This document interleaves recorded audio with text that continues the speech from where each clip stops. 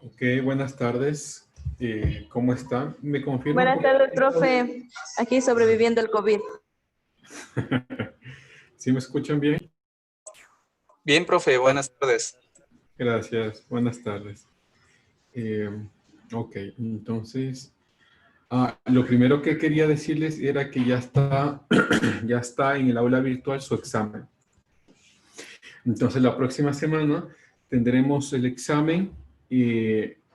Pues está, claro, planificado a las 3 de la tarde. Eso no significa que tengamos que empezar a las 3. O sea, quisiera darles un par de indicaciones primero.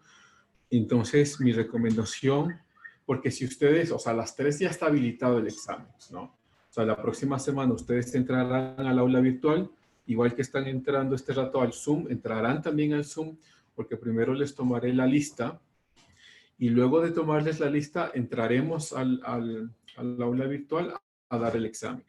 No se adelanten, porque si ustedes empiezan el examen, supongamos a las 7 en punto, desde que empiezan el examen tienen sus 30 minutos y se les acabará el examen, ¿no?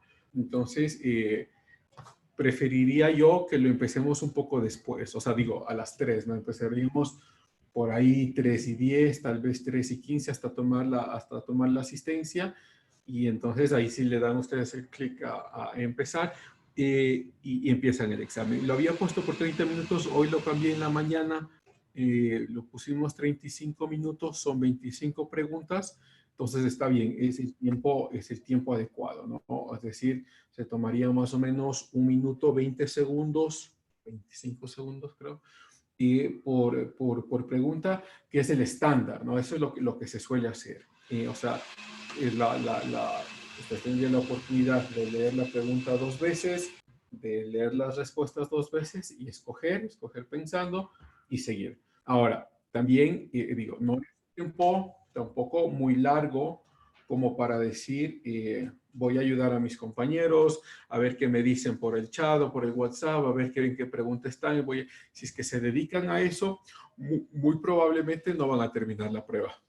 Y luego me estarán a mí reclamando de que el tiempo ha sido muy corto. Claro, es muy corto si es que se van a dedicar a estar ayudando a sus compañeros o a buscar en el internet a ver cuál es la respuesta. No, o sea, si es que saben, pues por eso son las pruebas estándares y tienen tiempo estándar, ¿no? Que es más o menos como digo, un minuto 20, en nuestro caso un minuto 25, si no estoy mal, creo que un poco más, y para cada pregunta, ¿no? Eso les da la oportunidad de leer la pregunta y la respuesta 2 veces, escoger y seguir. Y si es que no saben la respuesta, al final tienen, o sea, si es que siguen el patrón, al final tendrán más o menos 5 minutos restantes para regresar a las preguntas que no han podido contestar. Digo, si es que siguen el patrón, ¿no? O sea, si es que se toman, por ejemplo, leen una vez, leen las preguntas otra vez, pueden contestar ese rato, o leen 2 veces y contestan si siguen el patrón, pues sí, al final tendrán más o menos 5 minutos, por eso tenemos entonces 35 minutos de prueba para regresar a las preguntas que no han contestado. Entonces, eso es lo primero que les quería decir, ¿no? O sea, su prueba ya está hecha, está en el aula virtual, se habilitará a las 3 de la tarde. Mi recomendación es no empiecen a las 3 todavía, vamos a estar conectados acá, les tomaré lista, les daré un par de indicaciones y empezamos, ¿no? Ya para finalizar la prueba, pues ustedes tendrán automáticamente ahí su resultado, su respuesta, y ahí me dirán entonces quién sí va a ser, tomaremos ahí, haremos un pequeño cronograma de quién sí va a hacer el trabajo de recuperación y para cuándo, ¿no? Con ustedes habíamos quedado el viernes a las 2 de la tarde y si es que nos hace falta más tiempo, lo habíamos dicho que lo podríamos hacer en hora de tutoría, que sería el día lunes. Y el lunes, déjenme ver a qué hora estábamos, que no recuerdo. Sí, el lunes sería a las 4. Sí, el lunes a las 4 de la tarde, ¿no? Pues en hora de tutoría y tendríamos 1 hora cada día. Pues hay que ver cuántas personas están también y de acuerdo a eso decidimos. Entonces, Bueno, estas 2 semanas no han tenido lecturas, que está muy bien, para que puedan prepararse para el examen. El examen está fácil, realmente no creo que tengan problemas, es muy, muy fácil. ¿Qué preguntas nomás están, profe? Están preguntas de la clase. Pero no, es muy fácil, realmente lo digo, está facilito. Yo creo que en 30 minutos lo terminan y ya. Eso, si es que tienen alguna duda de lo que va a pasar la próxima semana, por favor háganlo este momento. Yo, profe, recién acabo de entrar. Disculpe, buenas tardes. Hola Yajaira, ¿cómo estás? ¿Qué duda tienes, Yajaira? ¿Que ya tenemos el examen el lunes, decía, o cómo? No, miércoles. Este miércoles tenemos el examen, Yajaira, a la hora de clase a las 3. Mi recomendación es que no empiecen a las 3 en punto, porque estaremos conectados primero acá. Les tomaré la lista, les daré un par de recomendaciones y empiezan la prueba. Lo que les estaba diciendo es que, pues, la prueba está diseñada de tal forma que tengan el tiempo suficiente para responder sus preguntas, pero no tengan, o sea, no grandote, no tengan el tiempo suficiente para ayudar a sus compañeros. Así está diseñada la prueba. Es decir, que ustedes tienen el suficiente tiempo para hacer su examen y este examen entonces está planificado como más o menos, decía, 1 minuto y 25 segundos por pregunta y lo van a hacer muy bien. Pero si es que se ponen entonces a ayudar a sus compañeros en qué pregunta están y cuál es la respuesta, posiblemente no terminen el examen y posiblemente al final me digan y quieran reclamar porque el tiempo estaba muy corto, en cuyo caso obviamente ya les he dicho, les estoy diciendo desde ahora que el examen está diseñado de tal forma. ¿Ok? Eso es en términos generales, Yajaira. No sé si alguien quiera tener como alguna pregunta específica o si queda alguna duda de lo que va a pasar la próxima semana. Muchas gracias, profe. No te- Profe, yo no le escuché muy bien esa parte, la que usted dice el viernes a las 2 o a las 4. No la entendí muy bien. ¿Me puede repetir, por favor? Claro, o sea, lo que estamos diciendo, Joana, es que el miércoles que ustedes pues terminan de dar la prueba, ese rato mismo les sale cuánto han sacado, ¿no? Les sale su resultado, su calificación. Ese miércoles, cuando ya terminamos de dar la prueba, ustedes me irán diciendo, ya como saben, porque ustedes ya sabrán 3 notas, ¿no? Ya sabrán la nota de los trabajos anteriores, la nota del examen. Nos faltaría, eso pues ya lo veremos en la próxima semana, la nota de participación en clase, y ya tendríamos las notas para el primer parcial. Entonces ustedes ya tendrán una idea muy aproximada de cómo están en la clase. Entonces ya me podrán decir el miércoles si es que sí van a dar el trabajo de recuperación o si es que no lo van a dar. Como les decía, de todas maneras, la semana pasada, es que como tenemos poco tiempo, espero que las personas que sí van a dar el trabajo de recuperación, pues lo hagan y no me dejen después, digamos, estamos a las 2 conectados, 2:30, estamos esperando a un estudiante y nunca asomó porque nunca hizo el trabajo. Entonces, eso sí es una irresponsabilidad muy grande y lo hemos dicho, lo dije la semana pasada, tal como se tiene una responsabilidad nuestra como profesores para darles trabajo de recuperación, ustedes tendrían la responsabilidad para, pues, hacerlo. Si no lo hacen, también será penalizado. Los que, digo, otra vez, los que me han dicho que sí y a la final no asoman. ¿No? Eso, Joana. Ah, ya he entendido, profe. Muchas gracias.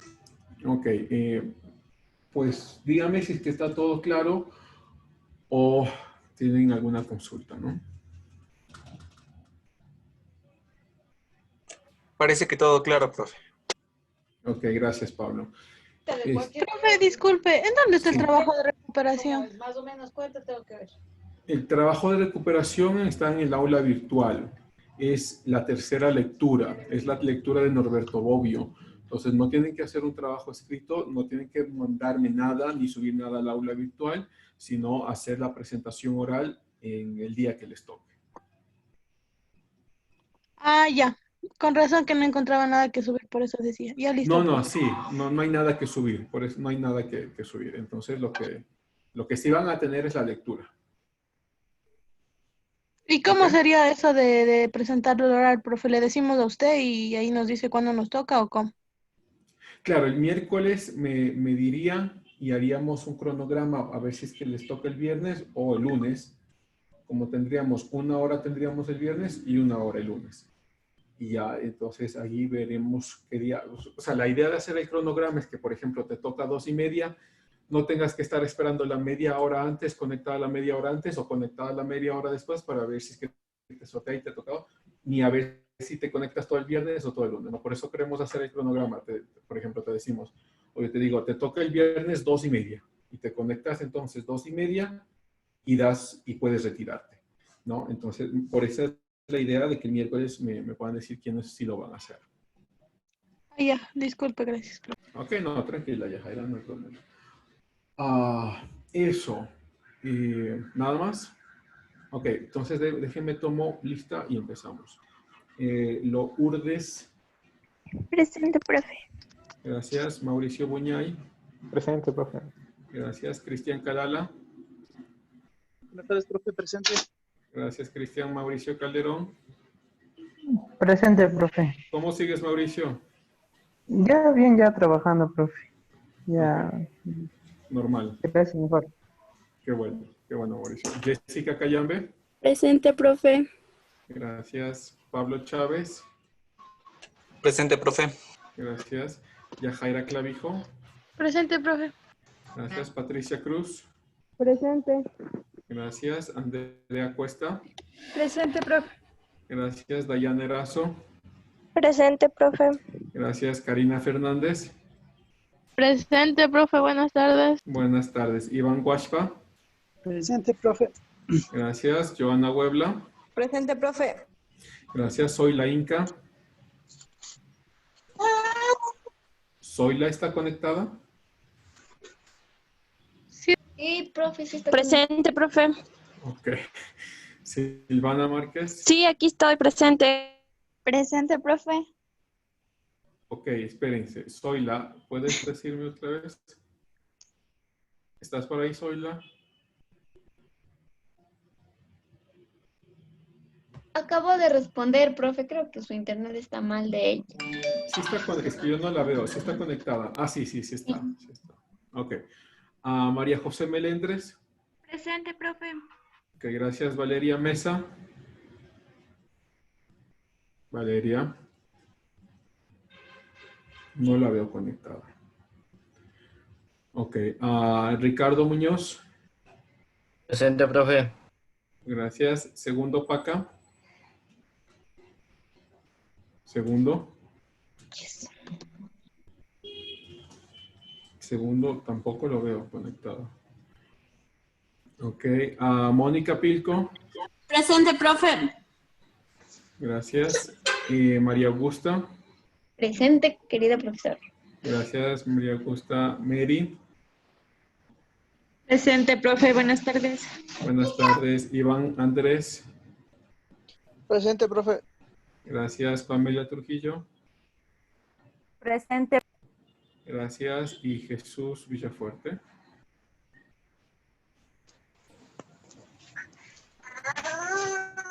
Jesús. Presente, profe. Sí, ahí estás. Ok. Profe. Soy tu micrófono está activado. Presente. Ya, Jesús, ya te puse. Profe, soy la Inca, si está haciendo que se fue Meli. Profe, Perdón, ¿quién está hablando? profe, Sí. Kate es, profe. soy la Kate. Inca. Sino que se me fue el internet y ahorita regresó. Ok, no hay problema. Ya sí te puse. Y Ya, también profe, a gracias. Jesús. No hay problema. Profe, la Sí. señorita Valeria Mesa el día de ayer estaba con unos problemas con sus familiares y hoy tampoco no me ha respondido y me imagino que sigue con eso y por eso no se pudo conectar. Ok, dile por favor que se comunique conmigo, ¿ya? Ya, profe, ojalá me conteste. Y él le dijo. Ok, gracias. Bien, empecemos entonces. Lo que vamos a ver hoy ya nos vamos a meter a la modernidad y nos vamos a meter a los pensadores de la modernidad, que son, pues no son, o sea, si son variados, no vamos a verlos a todos tampoco, pero sí los más importantes, ¿no? Entonces, lo que vamos a empezar a No me ver puedo hoy... salir de la clase y vuelto a entrar. Lo que pasa es que no se escucha nadita. Claro, Joana, no hay problema. Yo te espero. Espéreme, a mí también un segundo.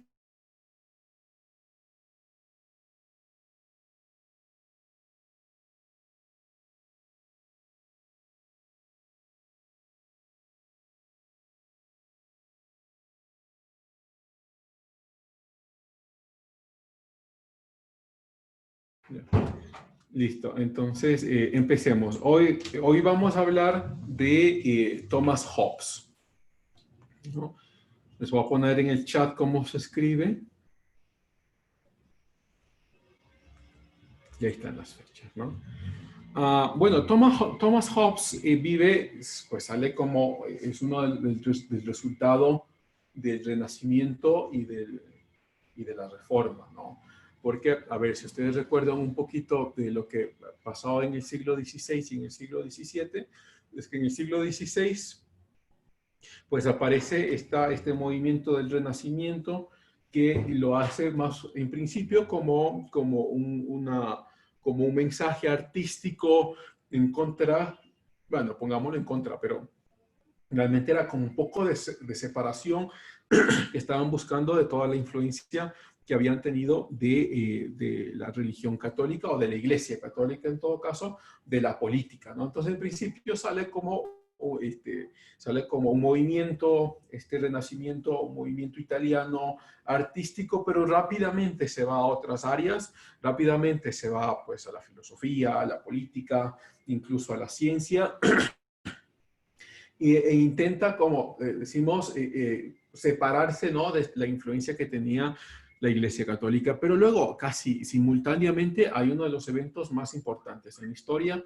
que es la Reforma, ¿no? Que es supongo que ustedes sí han estudiado esto, no creo que lo hicieron conmigo, pero la idea es que ustedes, que la Reforma sale como un movimiento de monjes católicos que empiezan a acusar a la Iglesia de los errores teológicos que tiene de la interpretación de la Biblia. Entonces, la Reforma sale, sobre todo con Martín Lutero en 1517. Supongo que ustedes han escuchado esta historia o que sí la han aprendido, ¿no? Martín Lutero, que sale con sus 95 tesis, las cuelga entonces en la iglesia en Wittenberg, en Alemania, las cuelga y se arma una revolución inimaginada.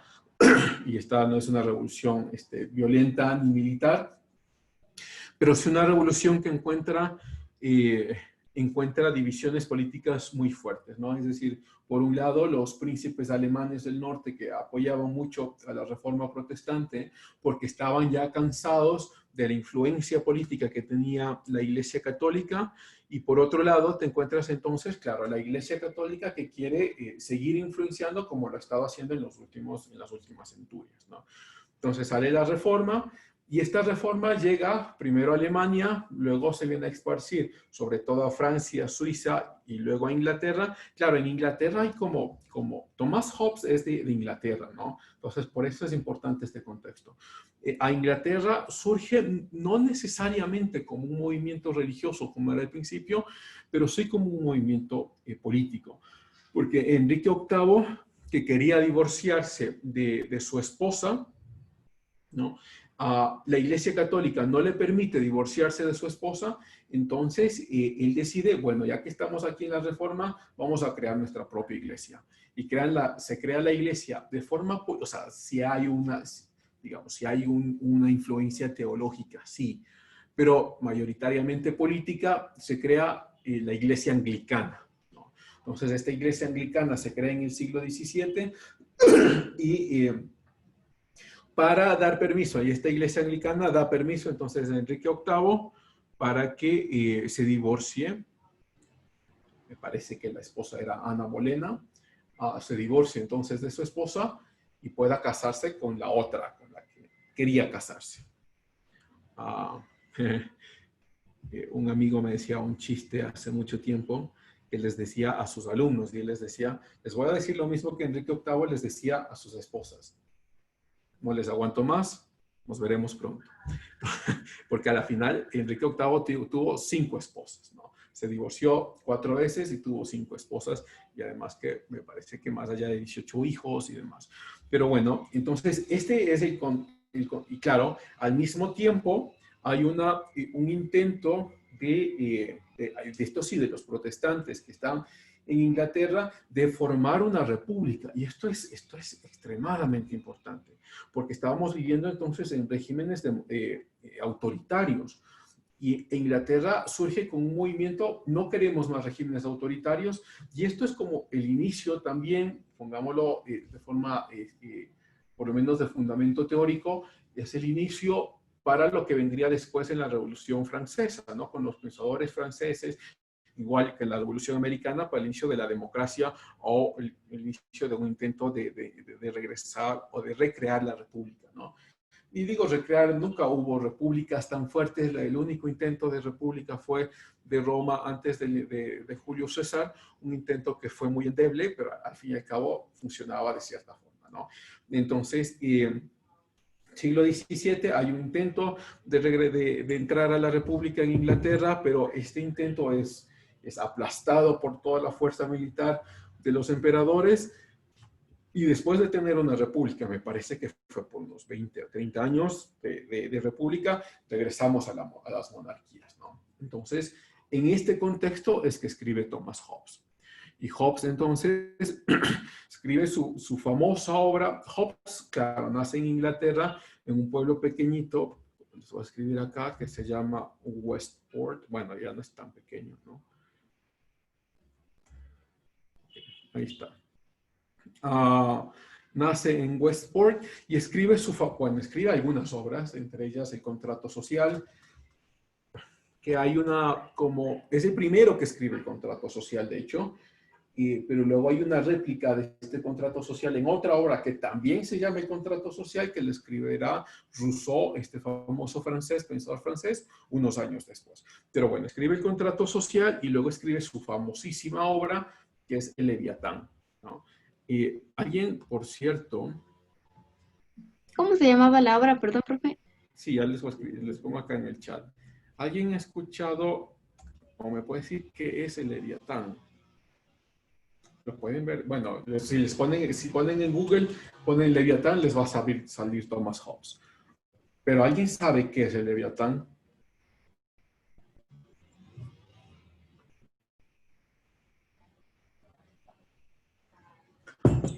Salía en la Biblia, ¿no? Tiene que ver algo con la Biblia. Algo, sí, pero ¿recuerdan más o menos qué era? ¿Alguien? Bueno, hay como... ¿Un monstruo marino? Sí, es un monstruo, Joana, está muy bien. ¿Qué más, Joana? Sigue. Bueno, dice que, bueno, eso dice que habla más de la Biblia, que es un monstruo marino fabuloso, como inhumano y destructor también. Ok. Fue como un demonio o algo así. Era como una representación de un demonio, algo así. Ok, sí. Ahora, el Leviatán en sí mismo no está escrito en la Biblia. Esta palabra aparece después, claro, para referirse a uno de los monstruos que sale en el libro de Apocalipsis y también en el libro de Daniel, pero claro, sale después para referirse a estos monstruos, ¿no? Pero el Leviatán, en el caso de Hobbes, es este gran monstruo a quien vamos a dar vida, ¿no? Y entonces Hobbes escribe ya les daré los fundamentos, cómo llega allá, pero escribe esta famosa obra como pensando, este es el gran monstruo, a quien tenemos que dar vida y de quién debemos subsistir, porque sin este monstruo, todos los fundamentos que les voy a decir, los fundamentos se perderían, ¿no? Entonces, bueno, Hobbes escribe estas dos obras, no es lo único que escribe, obviamente, pero son las dos obras más importantes, ¿no? Y Hobbes empieza con el contrato social. Y en el contrato social, una pregunta que ya hicimos, me parece que la clase pasada, que es, Hobbes empieza a pensarse, empieza a pensar cómo es el estado natural de las personas antes de que exista el Estado, antes de que exista el gobierno, ¿no? ¿Cómo es el estado natural de la persona antes de que exista cualquier tipo de normativa gubernamental, ¿no? Entonces, pues en principio Hobbes dice, los seres humanos tienen toda la libertad para realizar lo que crean, para lo que sea necesario para sobrevivir, para prevalecer en el tiempo, pero rápidamente Hobbes propondría, y aquí uno pudiese hacer como un tipo de de conjunción con las teorías darwinistas sociales, ¿no? Del darwinismo social de Spencer, ¿no? Digo, una suerte de conjunción, porque Hobbes diría, rápidamente nos daremos cuenta que en este estado primitivo, en este estado natural, el que sobrevive es el más fuerte, ¿no? Pero hay una famosísima frase en el contrato social que Hobbes menciona: a veces sobrevive el más fuerte y otras veces sobrevive el más débil. Y luego Hobbes lo explica, dice, lo que es que a veces el más débil es mucho más astuto que el más fuerte y puede sobrevivir en el tiempo escondido mientras sabe cómo derrotar al más fuerte. En el caso del darwinismo social, lo diríamos más o menos como la suerte de pensar en el más adaptado. No, en el que sobrevive es el más adaptado. Entonces, en el estado natural, Hobbes dice, y de ahí su famosa frase, que supongo que ustedes la han escuchado, que es el hombre lobo del hombre, ¿no? Es decir, en el estado natural, los hombres se comen a los hombres, porque no existe normativa, no existe gobierno, no existe ningún tipo de impedimento para que el más fuerte sobreviva. O al fin y al cabo, Hobbes diría, o incluso el más débil, pero alguien va a sobrevivir y alguien va a morir, ¿no? Entonces, da como una respuesta muy clara a esta pregunta que yo he dicho, hemos ya dado la semana pasada, que era esta pregunta de pensar si el hombre, pues digo, el ser humano, ¿no? Si el ser humano es naturalmente malo o es naturalmente bueno, ¿no? Profe, Sí, Pablo. algo no me quedó claro. Ya, Thomas Hobbes hace esta analogía con Leviatán y ¿con qué identifica a Leviatán? O sea, ¿qué es Leviatán con el ejemplo que nos pone Thomas Hobbes? Sería el gobierno, Pablo. Todavía no llegamos allá, pero sería el gobierno. Este gran monstruo que tiene que tomar control de todas las actividades del ser humano. Y eso, por eso es un contrato social. O sea, justificando un estado absolutista, totalitario. Sí, Thomas Hobbes. sí. En parte sí, pero claro, pero hay que llegar a esa conclusión de a poco con los elementos que le está poniendo, ¿no? Porque, claro, o sea, al final sí llegaremos a decir eso, que la conclusión es la creación de un Estado autoritario y que este Estado autoritario es el gran Leviatán que debe controlar a todo el ser humano. Pero, claro, lo que decía es que Hobbes pone sus justificaciones, ¿no? Pone sus fundamentos teóricos para pensar cómo es que llegamos allá, ¿sí? Entonces, lo que les decía es que en este estado natural el hombre se come al hombre y da como el hombre es lobo del hombre, ¿no? Da una respuesta a esta pregunta que les decía que la hemos hecho, que es cuál es naturalmente cómo es el ser humano, ¿no? Si el ser humano es naturalmente malo o el ser humano es naturalmente bueno.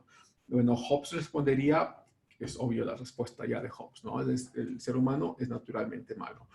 Y como es naturalmente malo, la ausencia de un Estado hace que la violencia prime en todos. Entonces, la guerra de todos contra todos, ¿no? Y el miedo para Hobbes sería, el miedo es algo común a todos, porque todos tienen miedo a la muerte y el único deseo principal del ser humano en este estado natural sería la supervivencia, ¿no? Entonces, aquí Hobbes en este estado natural también propone dos cosas que pues a mí me parece que son muy interesantes. Hobbes diría, y a ver, les pregunto yo primero, a ver, ¿qué creen, no? O sea, ¿me pueden decir su idea o lo que creen que Hobbes habrá respondido, no? ¿Por qué se comporta el ser humano así? Se preguntaría Hobbes. ¿Por qué se comporta así en un estado natural? ¿Por qué somos, entonces, extremadamente violentos? Diría Hobbes. ¿Por qué tiene que sobrevivir el más fuerte, bueno, o el más débil, pero alguien tiene que sobrevivir? ¿Por qué nos comportamos así? Y les pregunto, antes de darles la respuesta de Hobbes, ¿qué creen?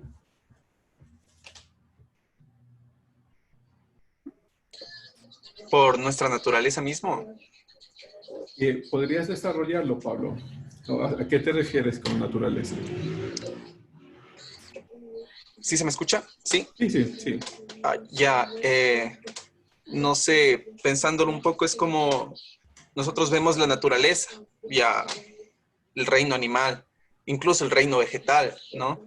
Y es extremadamente violento por una parte. No existe esta armonía, ¿no? Incluso las plantas, uno ve en el campo la mala hierba, ¿no? Como consume el espacio y los nutrientes de otra planta. En los animales que cazan por sobrevivir, hay una avispa que inyecta los huevos dentro del estómago de ciertos insectos y estos explotan y empiezan a comerle desde dentro al otro animal, ¿no? Uno ve estas cosas y aparte de ser hermoso, ¿no? Es ciertamente violento. Ahora, Ahora, sí, sigue, Pablo, sigue, te escucho. Ahora, esta naturaleza que tenemos nosotros como seres vivos, como animales, más nuestro uso de conciencia, de poder razonar un poco más, pues esto de estar conscientes de nosotros mismos y de las cosas que hacemos, creyera yo que esto es neutro, ¿no? Y muchas de las veces esta capacidad se deja llevar por el instinto o otras veces por la razón, ¿no? Creo que tenemos estas dos cargas sobre nosotros, el instinto y la razón. Y muchas de las veces nos pesa más el instinto que la razón.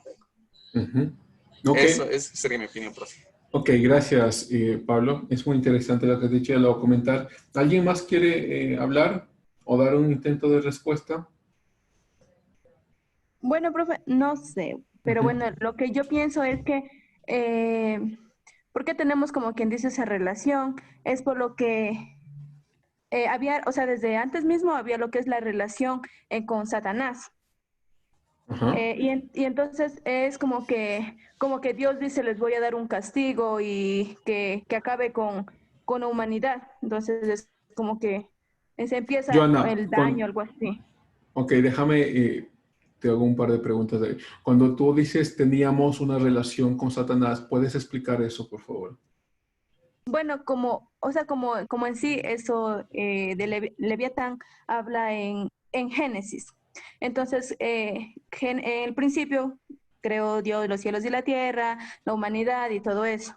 Entonces es como, o sea, en mi criterio, en mi pensamiento, no sé si estoy mal, es como que, como la humanidad ya existía, entonces es como que empieza esa relación, algo así. Ok. Gracias, Joana. Ya lo anoto acá para comentarlo. Si alguien más quiere hablar.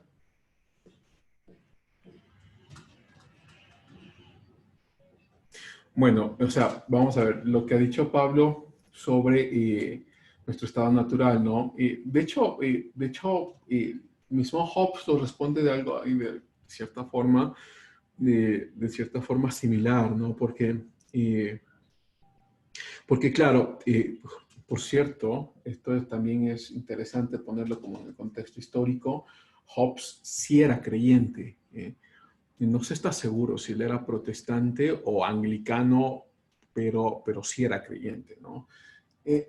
Entonces, pero digo, nos da por lo menos la idea de que Hobbes está pensando en el estado natural antes de la caída del pecado y antes de la imposición de las leyes mosaicas. En eso está pensando Hobbes. Y entonces Hobbes menciona cuál era, no Hobbes no menciona, sino Hobbes está pensando cuál era entonces el estado en cómo se desarrollaron Adán y Eva sin que haya estado y sin que haya normativa más que una sola regla, ¿no? Y esta única regla era no comer del árbol prohibido. Eso era lo único. Y entonces, ¿cuál es este estado de naturaleza? Y Hobbes responde que este estado se estaba llevando por dos fuerzas, que era el apetito y la aversión. O sea, ese es literalmente como lo responde. Entonces, el apetito sería más o menos como pensar en los deseos carnales o en los deseos que uno tiene impulsivamente, ¿sí? Y la aversión, que sería lo contrario, lo cual nos produce temor, y este temor entonces nos produce la aversión, este impulso contrario al temor que tengamos, ¿no?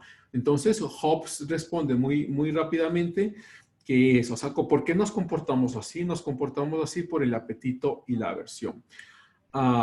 Y diría, a las personas les atrae lo que les ayude a sobrevivir y odia las amenazas o lo que abre el espacio para la muerte. Y si uno, vamos quizá a detenernos un poquito, pero si uno lo analiza un poco más profundamente, resulta que, claro, Hobbes está pensando que en el estado natural la razón no puede sobrevivir porque la razón es individual. A ver, miren, o sea, Hobbes no está negando que el ser humano tenga razón o que tenga, ¿no es cierto?, lo que sea Pablo conciencia o un sentido de racionalidad. No. Hobbes no niega eso, pero lo que está diciendo es que la racionalidad es imposible que sobresalga en el colectivo porque la racionalidad es solo individual. Es decir, la persona es racional, no el colectivo. Y como la persona es racional, entonces esto es imposible que sobresalga al colectivo, y lo que va a encontrar en el colectivo, entonces, es todos esos apetitos y aversiones, y el ser humano tiene que adaptarse a estos apetitos y aversiones para poder sobrevivir. Porque si, diría, pues Hobbes, ¿no? Vamos a ver, si viene una persona y quiere robar tus cultivos, vas a hablarle racionalmente y le vas a decir, sentémonos a pensar, a ver, ¿por qué estás haciendo esto? Razonemos, la propiedad privada, esto es un arquetipo, una idea que sale, bla, bla, bla. Es imposible, diría.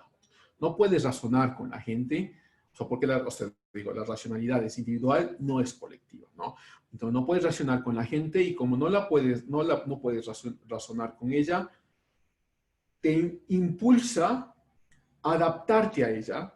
Y entonces, si es que alguien viene a robar tus cultivos, rápidamente defenderás tus cultivos con toda la fuerza que tengas y no vas a utilizar la razón en esta fuerza.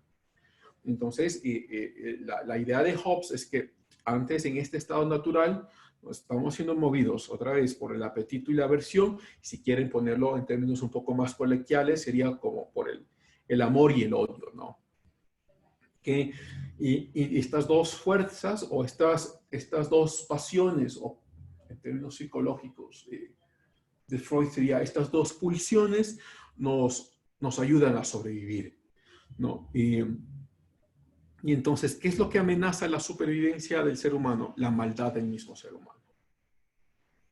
Y como la maldad del ser humano está esparcida en todo este estado natural, y el ser humano entonces es egoísta porque necesita sobrevivir en este estado natural, necesita un ente mucho más grande, un leviatán, una estructura gigante que venga e imponga la paz sobre este estado natural. Entonces, lo que está diciendo Hobbes es, no hay forma de tener paz en la sociedad o en el estado natural sin la construcción de un estado.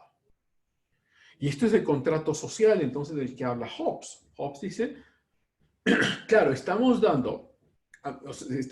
pagando nuestra libertad para tener la retribución de la paz. Si queremos tener paz, necesitamos dar nuestra libertad a este leviatán, a este supremo gobierno, para que imponga la paz, aunque se nos lleve la libertad, ¿no? Y hay algo, pues me he saltado una parte que es importante también. Y esta parte es que para Hobbes, el ser humano en el estado natural, o sea, la moralidad no existe en el estado natural, sino que la moralidad se construye a partir de la existencia del Estado. Y esto es supremamente importante porque Hobbes diría, si lo que más importa y el principio universal es la subsistencia del ser humano en el estado natural, esta subsistencia a veces involucra entonces asesinar, a veces involucra robar, a veces involucra todas estas cosas, pero con la idea suprema de subsistencia. Y la idea suprema de subsistencia entonces negaría la idea de moralidad, y entonces para Hobbes la moralidad no existe en el estado natural, sino que la moralidad se construye únicamente a través de la construcción del Estado. Esto abre una puerta gigantesca para hablar de otras cosas, ¿no? Es decir, podemos hablar de la parte ontológica de la moralidad, pero por lo menos nos abre la puerta para pensar en dos cosas. La primera, hacer una crítica, o sea, tener un sentido crítico de lo que dice Hobbes. ¿Será verdad lo que dice Hobbes que la moralidad no existe en el estado natural? Será como la primera pregunta. Y la segunda pregunta, que es quizá un poco más compleja, ¿no? ¿Será conveniente pensar que el gobierno debe crear esta moralidad? No, son preguntas muy complejas y que las podemos explorar, pero por lo menos pueden llevarse ustedes la pregunta, ¿no? Es decir, vamos a ver, de acuerdo.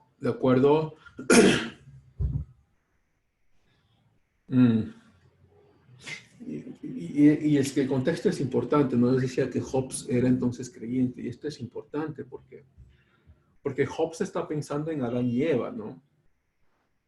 Y si Hobbes está pensando en Adán y Eva, la pregunta pareciera ser pertinente, es decir,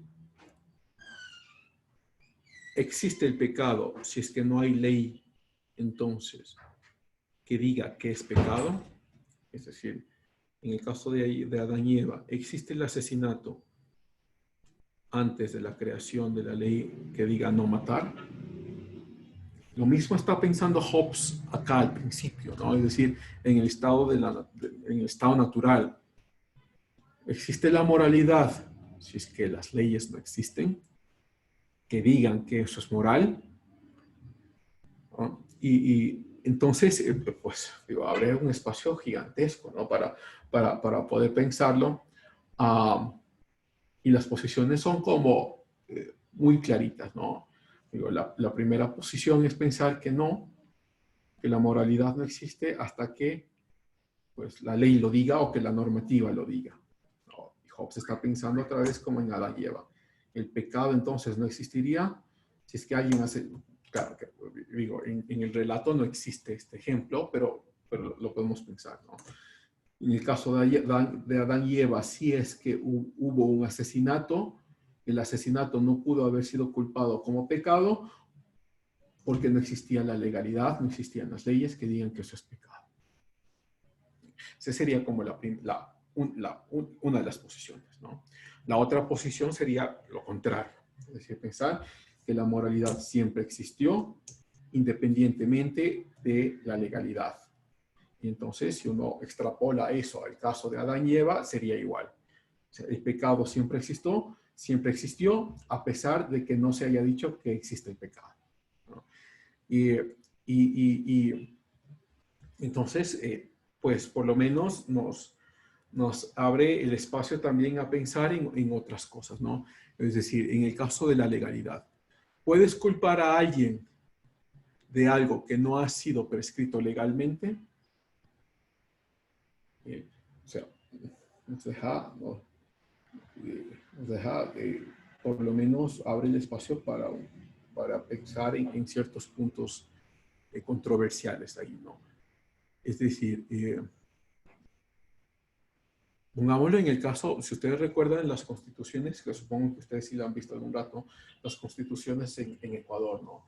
Para ser ciudadano de Ecuador, esto estaba en la primera constitución, y parece también que en la segunda y en la tercera, pero sí estaba en la primera. Tenías que pagar o tener ciertos terrenos o poseer cierta riqueza para ser ciudadano. Y uno entonces puede decir, pues eso es una locura, todos deberían ser ciudadanos. Entonces, si es que esa es tu respuesta, estás tomando un punto de vista. Y este punto de vista quiere decir que tú crees que la moralidad es existe previamente a la legalidad. Pero si tomas entonces el otro punto de vista y dices, no, la moralidad no existe previamente la legalidad, sino que la legalidad crea la moralidad, si es que ese es nuestro punto de vista, entonces, si la legalidad decía que estos son los ciudadanos, esos son los ciudadanos, porque la legalidad crea entonces la moralidad, y esos son los ciudadanos. Y ya, ¿no? Lo mismo podríamos pensar como, por ejemplo, con el voto, ¿no? Que las mujeres no podían votar, ¿ok? Entonces, si tomas un punto de vista y dices, pues las mujeres tienen el derecho de votar, sí, aunque no sea legal, entonces estás afirmando de que la moralidad es previa a la legalidad. Pero si tomas entonces el otro punto de vista, como decía, ¿no? Que la moralidad se crea a través del gobierno, pues entonces si la legalidad decía que la mujer no debía votar, pues no debía votar. Entonces, pues, por lo menos puedes extrapolar estos mismos fundamentos a casos prácticos y a casos reales, ¿no? Y tomar tu propio punto de vista. Es decir, uno, ustedes pueden irse por cualquiera de los dos, pues yo tengo mi claro punto de vista, pero ustedes pueden irse por cualquiera de los dos y pensar también, pues la idea es que puedan pensar también en las consecuencias de sus puntos de vista, ¿no? Porque la consecuencia obvia de pensar en que la moralidad es previa a la legalidad, la consecuencia obvia es pensar entonces que la moralidad es universal. Y digo, hay que pensarlo muy bien, porque si ustedes toman este punto de vista, lo que están diciendo es, están contradiciendo todo el movimiento contemporáneo de los últimos 50 años que dice que la moralidad es relativa y la verdad es relativa. Entonces, porque ustedes estarían diciendo la moralidad es universal, porque es previa a la construcción del Estado y es previa a la construcción de las legalidades. Si tomas el otro punto de vista y dices entonces que la moralidad se construye con el Estado, eso iría muy de la mano con, claro, los movimientos contemporáneos de los, como digo, de los últimos 50 años que dicen que la moralidad es relativa y que la verdad es relativa. Iría muy de la mano. Entonces diríamos, si la moralidad es relativa, ¿no? Y la verdad es relativa y está desde el punto de vista de Hobbes, se construye a través del Estado y el Estado o la legalidad dice entonces que las mujeres no deben votar, pues no deben votar porque esa es la legalidad. Entonces, no es tan fácil, digamos, no es tan fácil tomar simplemente la discursiva y dejarlo como discurso. No, porque si ya te pones a analizar o analizas detenidamente la discursiva, te darás cuenta que las consecuencias a veces son las consecuencias que no estás esperando, ¿no? Entonces, si tu punto de vista, por ejemplo, es que tú estás muy de acuerdo, digámoslo de esta manera, así, ¿no? Tú estás muy de acuerdo que las moralidades son relativas y que la verdad es relativa y que cada cultura tiene su propia verdad, estás de acuerdo con eso. Y al mismo tiempo estás diciendo, pero es que las mujeres deben votar porque tienen derecho a votar. Estás mezclando los dos puntos de vista como que fueran uno solo y no lo son. ¿No? Estás mezclando los dos mundos como que fueran uno solo y no lo son.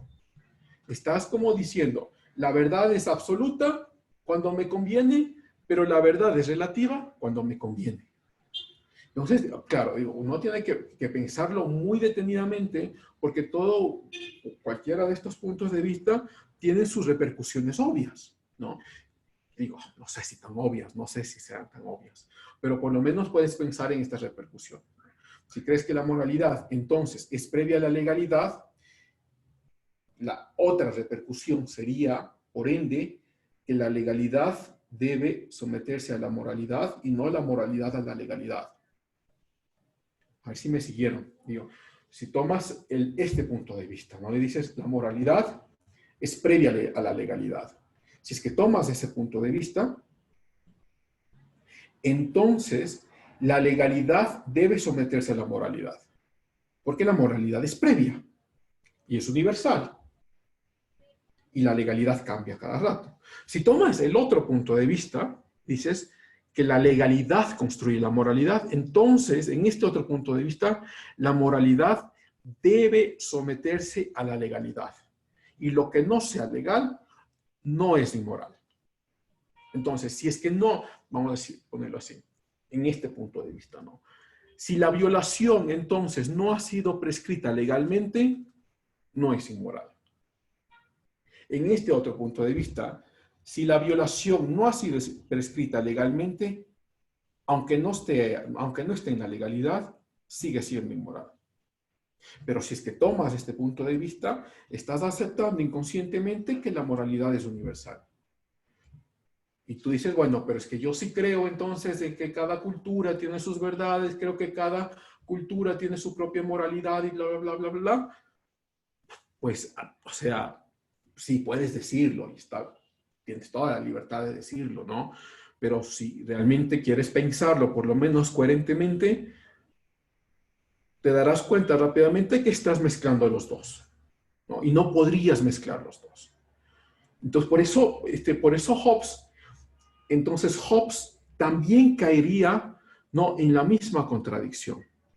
Porque Hobbes está diciendo que la moralidad se construye a través del Estado y sin embargo, él sale de los mismos principios, o él está pensando en los mismos principios cristianos que dicen que la moralidad es universal. Entonces, Hobbes también cae en la misma contradicción. Hobbes también, porque vamos a ver, déjenme, lo pongo así desde la perspectiva de crítica de Hobbes, ¿no? Si es que la legalidad en contra de la muerte o el asesinato no existe, ¿no?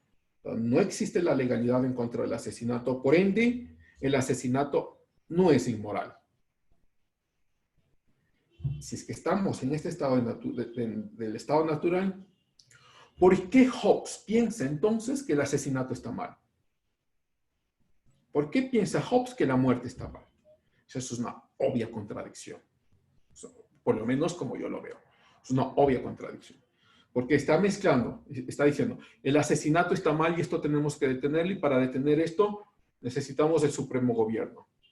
Pero si acabas de decir que la moralidad lo construye el Estado, entonces si acabas de decir que la moralidad construye el Estado, ¿por qué crees que antes del Estado matar estaba mal? Es por lo menos como lo veo, una obvia contradicción en la que recae Hobbes. Y entonces, como recae en esta contradicción, claro, el resto de lo que empieza a construir Hobbes también tambalea, ¿no? Porque entonces Hobbes dirá, bueno, necesitamos este supremo gobierno y en este supremo gobierno hay una transacción. Esta transacción es, yo doy mi libertad, el ser humano da la libertad al gobierno con la correspondiente resultado de que el gobierno va a dar paz a través de la construcción de un Estado autoritario, pero va a dar paz a la ciudadanía. Pero, si no existe todavía el Estado, ¿por qué crees que la paz es buena? ¿No? Si la construcción de la moralidad se hace a través del Estado y la legalidad no existe que diga que la paz es buena o que el asesinato es malo o que la guerra es mala, en todo caso, porque creemos que la guerra es mala. Entonces, me parece a mí como decía, o sea, Hobbes se fundamenta en todo esto, pero si los fundamentos entonces entran en contradicción, todo entra en contradicción, porque la idea, si es que entras en contradicción entre los dos puntos de vista, ¿por qué creerías entonces que el gobierno debe ser el supremo? ¿Por qué creerías que el gobierno debe ser el ente que ponga paz sobre la sociedad? ¿Por qué? ¿No? O sea, porque lo tomas, vamos a ponerlo así, lo has tomado también, y esto es como interesante, Hobbes también toma la idea del gobierno como que fuera una idea previa, esencial, antes de cualquier legalidad. Y esto también es una contradicción obvia, es decir, ¿por qué crees que el gobierno es esencial si la legalidad no dice que el gobierno es esencial? Porque no existe legalidad, ¿no? Entonces, pues ahí por lo menos nos damos cuenta de que toda la teoría empezaría a derrumbarse o a difuminarse, si es que lo vemos desde este punto de vista, ¿no? Pero bueno, sin embargo, Hobbes diría que, claro, lo que estamos buscando es la paz y seguirla. Déjenme mencionar un poco más de Hobbes.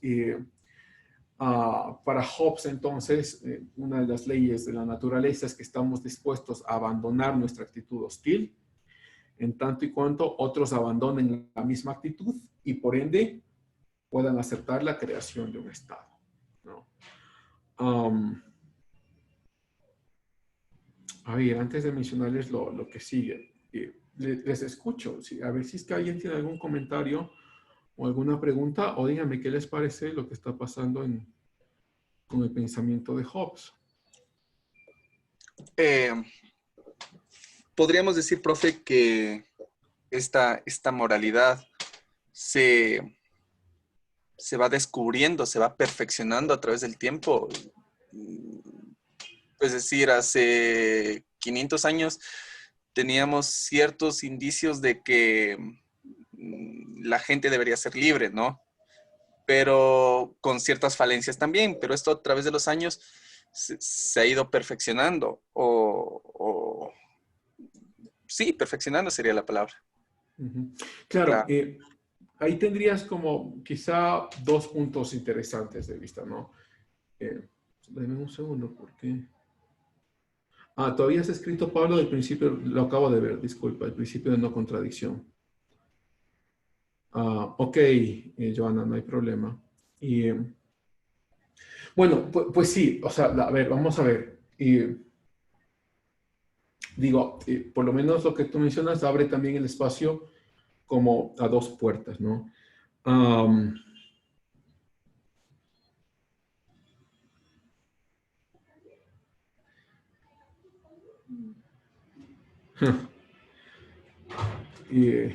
Claro, o sea, estarías pensando por un lado en que si la moralidad es universal, o sea, está acá, ¿no? Y pongamos como un ente ontológico. Esto, no sé si les he explicado qué significa eso, pero si no me avisan para explicarles. Entonces, lo tienes como un ente ontológico ahí, ¿no? Y acá está el ser humano. Entonces, el ser humano, casi medio platónico la afirmación, mira, va descubriendo esta moralidad que está acá, ¿sí? Entonces, tú puedes decir, claro, en la historia, el ser humano no la ve muy clara, pero ya en el transcurso de su caminar está viendo mucho más clara, pero sigues afirmando de que esto es ontológicamente universal, ¿sí? La otra postura o la otra puerta sería pensar de que el ser humano siempre vio la moralidad de forma clara, pero que el entorno cultural lo distrajo para ver otras cosas. Entonces, en esta segunda puerta, tú podrías afirmar, o se podría afirmar de todas maneras, es que el ser humano siempre sabía que asesinar está mal, pero como culturalmente estaba aceptado, no había problema. Mientras que en esta otra puerta, pues podrías afirmar que el ser humano pues no tenía muy claras las cosas y que en el tiempo las iba descubriendo.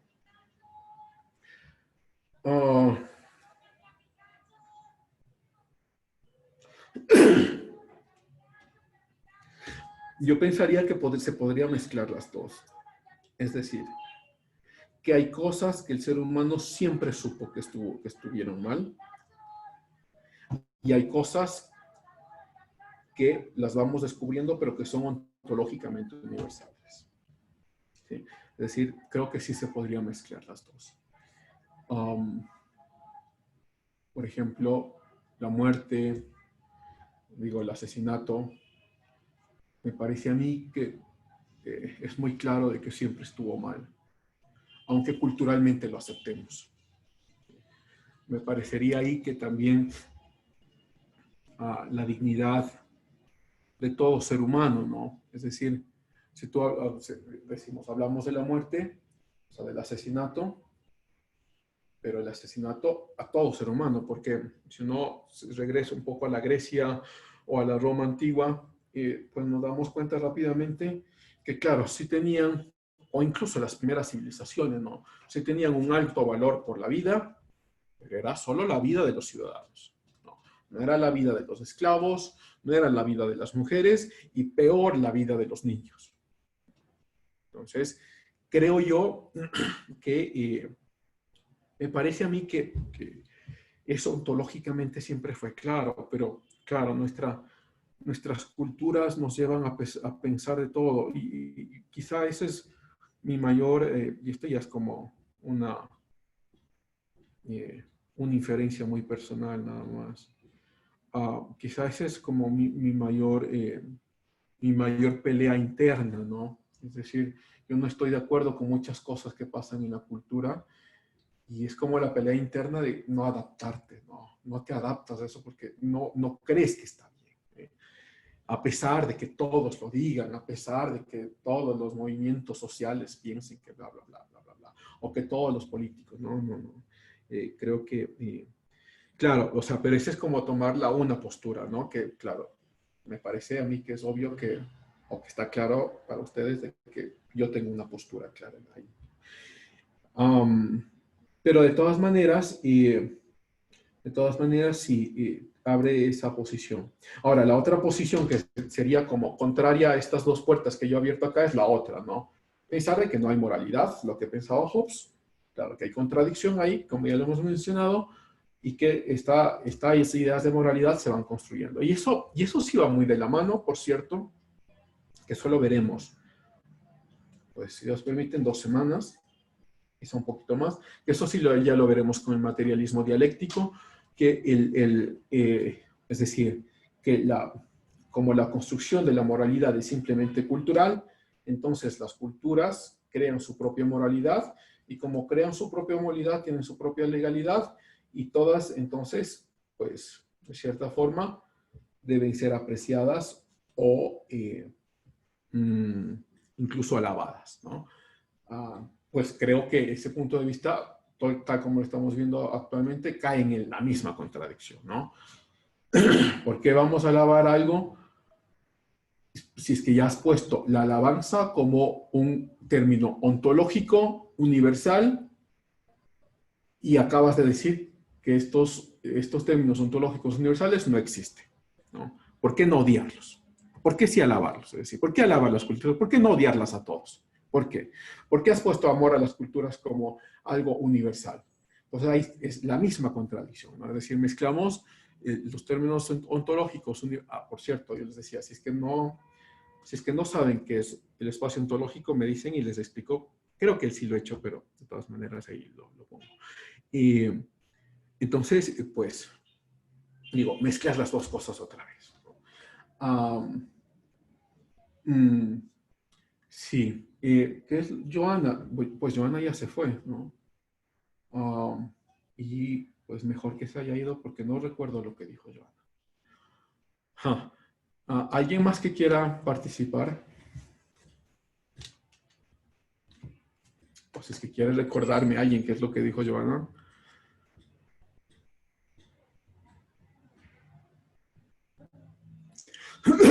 Bueno, sí.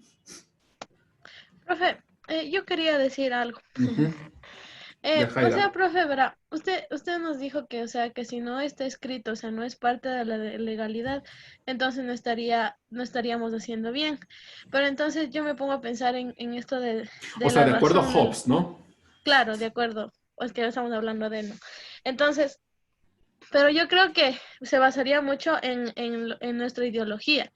Porque, por ejemplo, o sea, no está escrito que el asesinato, bueno, hablando en los tiempos anteriores, ¿no? Que el asesinato, o sea, ¿cómo se podría decir? O sea, algo supuesto, ¿no? Que el asesinato no está escrito que puede ser sentenciado, que no es legal y todo eso. Pero, por ejemplo, si yo al asesinar a alguien veo que siente dolor, que le estoy haciendo un daño a la familia, entonces, o sea, eso cabería en mi persona, o sea, en mi razón. Entonces diría, o sea, no, yo no estoy haciendo bien, aunque no esté escrito, o sea, aunque sea legal hasta asesinar, pero si yo estoy haciendo daño a cierta persona y veo que sufre y siente dolor, o sea, en mi mente va a decir, bueno, está mal, o sea, pero pensando a mi manera, ¿no? Porque obviamente, como usted dice, tal vez ellos sabían que estaba mal, pero de acuerdo como la sociedad decía que no, o sea, eso es legal, maltratar a los esclavos es legal, vender a los esclavos era legal, entonces ellos se hacían de la vista gorda prácticamente. Claro, y mira, que has mencionado ya, Jaira, uno de los puntos contemporáneos, algo que se ha desarrollado como en los últimos 40 años en la filosofía, que pensar que la moralidad se puede basar en el sufrimiento. Es decir, que en tanto y cuanto alguien sufra, debe ser inmoral. Bueno, este punto de vista tiene sus problemas también, ¿no? Y los problemas esenciales son que no todo sufrimiento es malo. Vamos, Déjame lo explico. O sea, si tú tienes un hijo, entonces como tiene mucha menos razón que tú, lo llevas al odontólogo y donde el odontólogo está sufriendo el dolor más excruciante que uno puede imaginarse. Y sin embargo, tú sabes que eso es bueno para tu hijo, ¿no? Claro. Lo mismo que piénsalo como, por ejemplo, las tesis de posgrado, ¿no? Incluso las tesis de pregrado. Pero ya las tesis de posgrado, bueno, depende también qué universidad, ¿eh? No hagan sí, no, intenten no hacer su maestría en la UNACH. La UNACH tiene muy buenos pregrados, pero las maestrías sí no son buenas.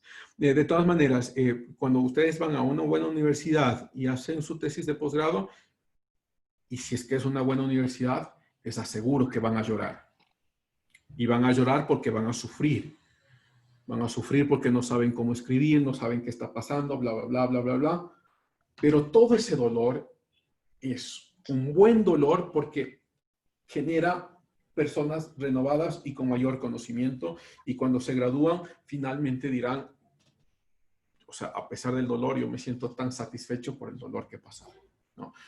Es más, mira, es que es más o menos la argumentación que se hace aquí. Déjenme solo me salto un segundo, un paréntesis pequeño nada más, porque es la misma argumentación que se hace que yo he escuchado en estos tiempos del coronavirus en contra de la divinidad. Entonces, ¿por qué Dios permite que esto nos pase? ¿Okay?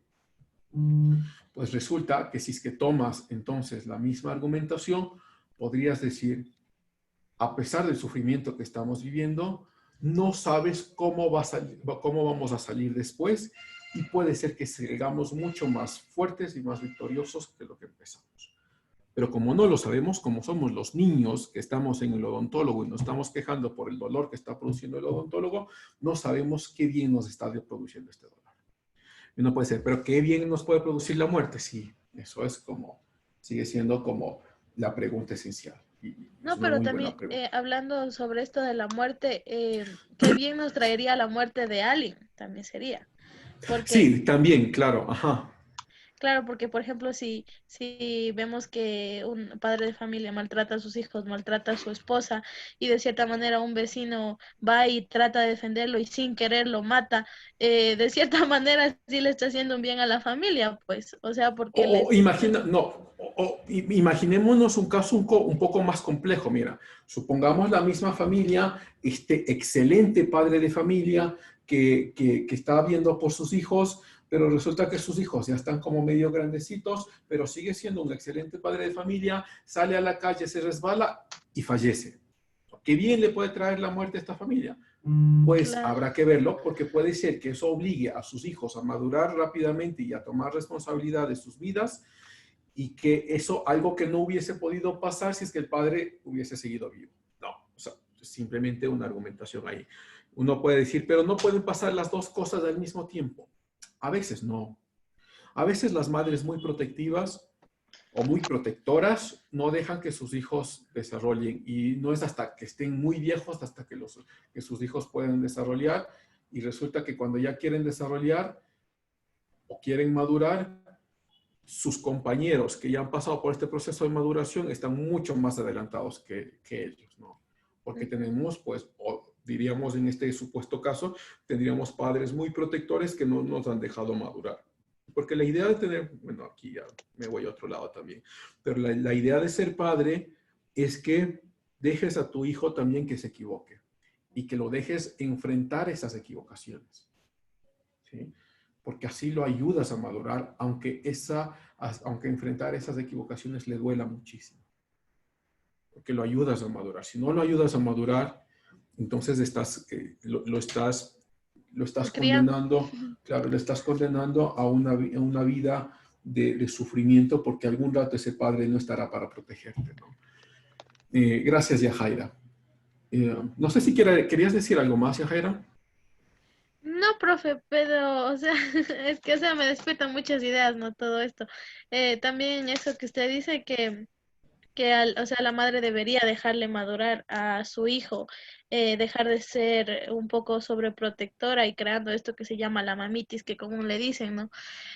Pero también iría esto del instinto, porque, o sea, ¿a qué me refiero a esto? Porque, o sea, si yo sé que mi hijo se va a vivir solo en una ciudad lejana, y yo sé que va a empezar a sufrir, o sea, mi instinto de madre no me va a permitir eso, pero mi razón me dice, no, pues mediante eso él va a aprender, mediante eso él va a aprender a defenderse solo, aunque sufra. Entonces a eso es lo que se refiere, ¿no es cierto? Sí, sí, sí, claro, está muy bien. Pero es la misma idea en todo lugar, mira, Yajaira, es como decirles yo, y resulta que este síndrome lo tenemos también entre los profesores. Me refiero a que, claro, como viene un estudiante y viene y te llora que por favor me ayude, bla, bla, bla, terminamos ayudándolos y nunca los dejamos enfrentar las consecuencias de sus actos, ¿no? Es decir, la consecuencia de que algunos de ustedes son vagos y lo saben, pero no quieren nunca enfrentar la responsabilidad de ser vagos. Y cuando no, y lo peor que puede pasar es que cuando les toca enfrentar la responsabilidad de ser vagos, acusan a todo mundo, acusan a sus profesores y al sistema y se van en contra del sistema de algo que es completamente su responsabilidad. Y entonces resulta que pasa lo mismo también en la sociedad, ¿no? Es decir, acusas a la sociedad de que no hay trabajo, bla, bla, bla, pero, a ver, te has ingeniado o has salido a buscar trabajo.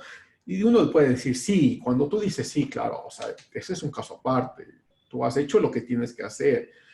Pero lo otro, ¿no? Estos otros casos en los que dices, bueno, pues nunca he salido a buscar trabajo, pero siempre me estoy quejando de que no hay trabajo.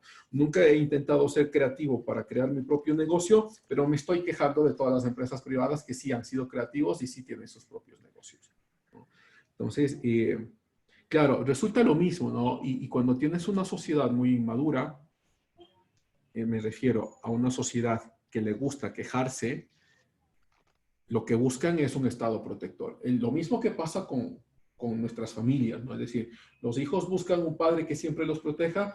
Estos ciudadanos que crecen así siempre quieren un estado que los proteja. Y si es que este estado no les da lo que necesitan, pues se quejarán como cualquier niño y no tomarán la responsabilidad en sus manos. Profe. Sí. Nuevamente enfrentamos a la razón versus el instinto, ¿no? Y nos damos cuenta que siempre debe predominar la razón. ¿Hay algún ejemplo en el que tenga que ganar el instinto por sobre la razón? Intento pensar alguno y no lo hallo. Pues sí está difícil, Pablo.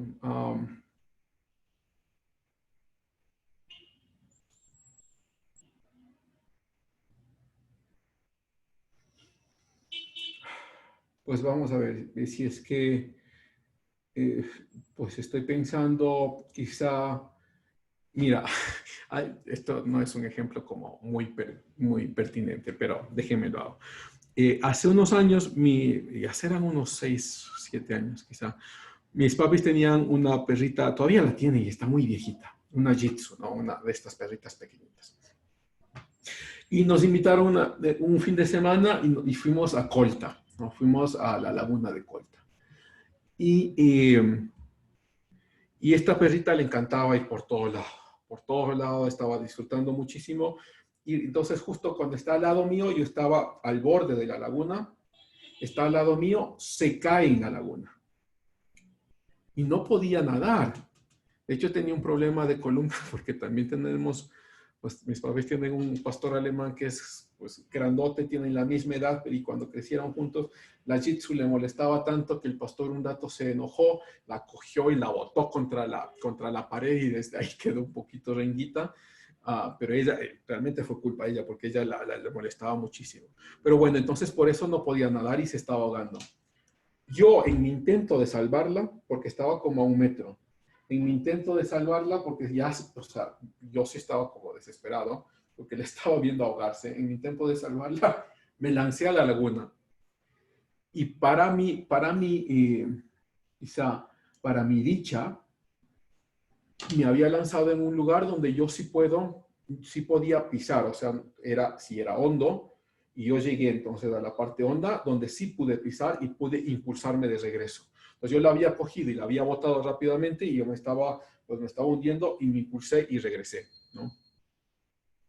Y claro, después de eso mis papis me atacaron, obviamente, porque me dijeron, pues, o sea, es muy peligroso hacer eso, no, ni por un perro se puede hacer, ¿no? Pero la verdad es que yo no lo pensé tampoco, yo no lo había pensado, sino que fue instintivo lo que hice.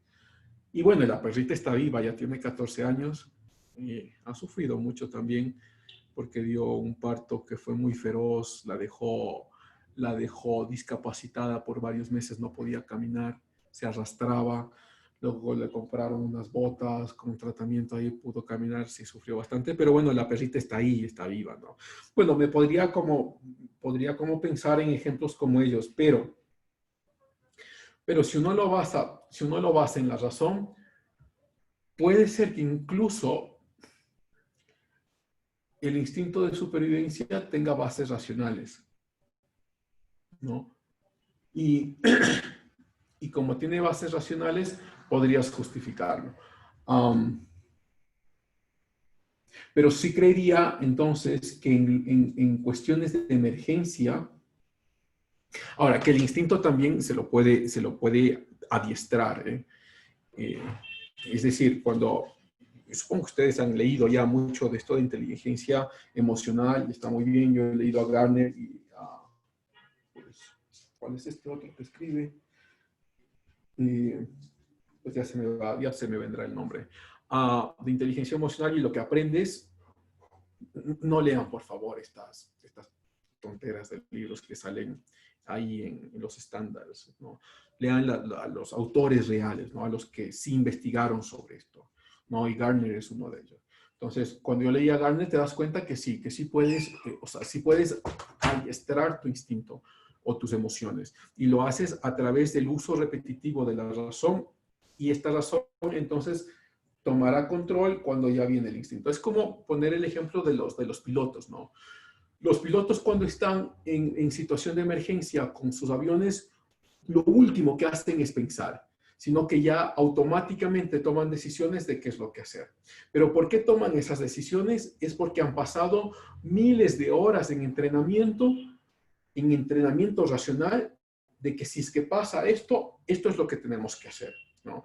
Lo mismo pasa entonces cuando tú intentas adiestrar tus emociones.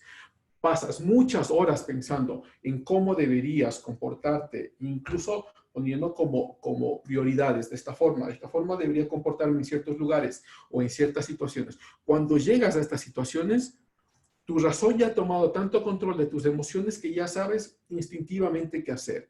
Entonces, sí es posible adiestrar nuestras emociones y adiestrar nuestro instinto, pero eso no se lo hace al instante y no se lo hace a ese momento, sino que se lo tiene que hacer con un largo tiempo de repeticiones y un largo tiempo de que tu razón, se fundamente o que entre mucho más allá y que la razón penetre tus instintos. Sería algo así, ¿no? Entonces, si piensas, por ejemplo, ¿qué es lo que harías cuando hay un incendio? Y si es que lo repites muchas veces, queda tan impregnado ya en tu instinto que ya cuando hay un incendio lo haces casi inmediatamente y automáticamente, no necesitas pensarlo porque ya has adiestrado tus emociones. Entonces, puede ser que algo así, Pablo, puede ser. Podríamos pensar quizá en otros ejemplos, pero sí son cuestiones de emergencia, ¿no? Si no son cuestiones de emergencia, entonces ahí creo que estaría yo muy de acuerdo contigo en que el instinto es muy difícil, o sea, no es que no pase, pasa todo el tiempo, ¿no? Pero es muy difícil que podamos justificar entonces una acción instintiva sobre una acción de la razón, si es que no digo que no pase, pasa todo el tiempo, pero la justificación sería muy difícil poder justificarlo solo con el instinto, si es que hay todo el tiempo necesario para poder razonar. Y creo que por ahí podría ir. Ya son 4:20, entonces creo que nos hemos pasado ya. Y lo último que yo voy a decir de Hobbes es que Hobbes pensaba que la religión y la iglesia también debían someterse al gobierno. Y esta es una frase literal de Hobbes. Y con esto nos despedimos, pero es importante esta frase. Y Hobbes diría, si la persona no obedece al soberano, es decir, al gobierno, debe ir con Cristo como mártir. Entonces, lo que estaba diciendo Hobbes era que si Jesús hubiese vivido en el tiempo de Hobbes y no se sometía al gobierno, también debíamos ser muertos. ¿Ok? Porque el gobierno es la última autoridad de la moralidad, es la última autoridad de las decisiones del ser humano que vive en este gobierno. Ok, chicos, entonces hasta aquí va nuestro examen para el miércoles. ¿Sí? Si tienen algún comentario o pregunta final, les escucho. Y si no, terminamos.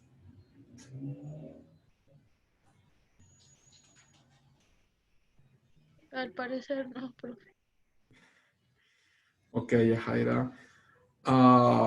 Cuídense, chicos. Nos vemos entonces el día miércoles y utilicen entonces estos días para estudiar, ¿no? Que tengan una excelente semana. Sigan cuidándose, por favor. No hemos pasado la pandemia. Sigue tan viva como antes. Pero nos toca enfrentarla. Entonces, cuídense mucho y nos vemos el miércoles. ¿Ok? Gracias, profe. Gracias, profe. Nos vemos. Gracias a ustedes. Cuídense, ¿no? Gracias, Bye, profe. bye. Gracias, profe. Hasta luego.